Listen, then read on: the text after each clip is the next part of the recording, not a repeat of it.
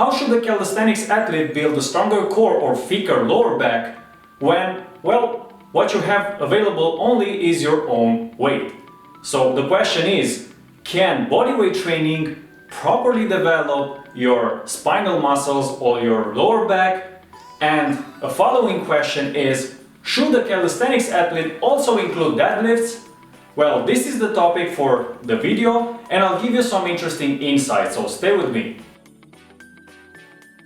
So from my personal experience, and trust me that I tried almost all the exercises, the exercises that matter, is that doing some static exercises on your own body weight may not be sufficient in order to develop thick and very strong spinal muscles, and that includes the lower back as well, not only the glutes. And that leads me to something that is also body weight, however, somehow it does not belong into the calisthenics area, which is the sprint. But more precisely, when you sprint uphill. At least that was the exercise that I often use to develop not only leg strength and power or thickness, but also stronger and thicker spinal muscles. And along with that, I did exercises like bridging, and I tried to make out of this stretch exercise, I could say, an exercise based on sets and reps as it follows in the video. And these two actually help me not only build stronger spinal muscles, but also more stability and elasticity overall. Now, of course, that the naysayers will say there is no way these two exercises, and along with some variations that I show in this video, will help you build spinal muscles like this. But trust me, that's not the case, because you have more components when it comes to training, components that also matter in bodybuilding or aka weightlifting, and that is the volume, the frequency, the consistency. This is what matters when you train your spinal muscles, because you have to treat this like you treat your biceps or your back muscles, right? So if you want to be successful in this endeavor and build stronger core, you'll have to build more reps and sets and even more frequency, and I mean more workouts per week.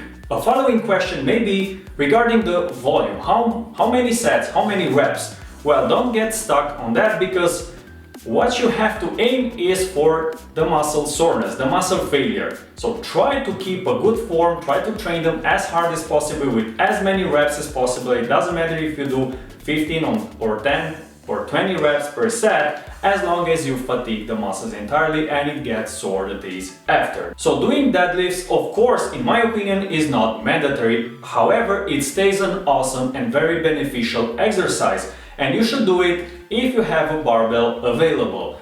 And this more so for those who don't believe that bodyweight training alone can bring you to fantastic results. So ultimately, it all depends to you, and what's most essential here is not whether you should do deadlifts or not, is how you will work out. If you will be extremely patient and work consistently every week, 2 times a week, do it when you train your legs if you want, you will see that your spinal muscles will develop. There is no way around it.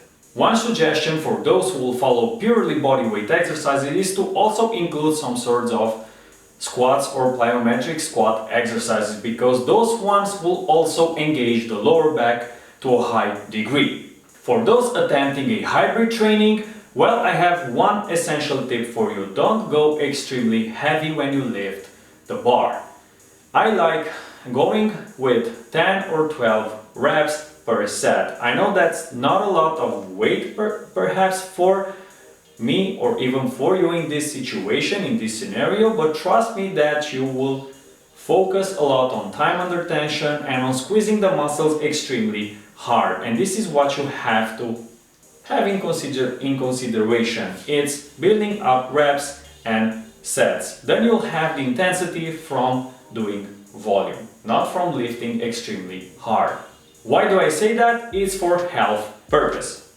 A great hybrid workout would be with you beginning with some sets of bodyweight squats, then some plyometric box jumps, and then slowly move into bridging and finish, if you want, here with some deadlifts. Another one would be to do a couple of sprints and then focus on frog jumps along with some bridging at the end if you don't want to attend any of deadlifts. Now, thanks for watching the video.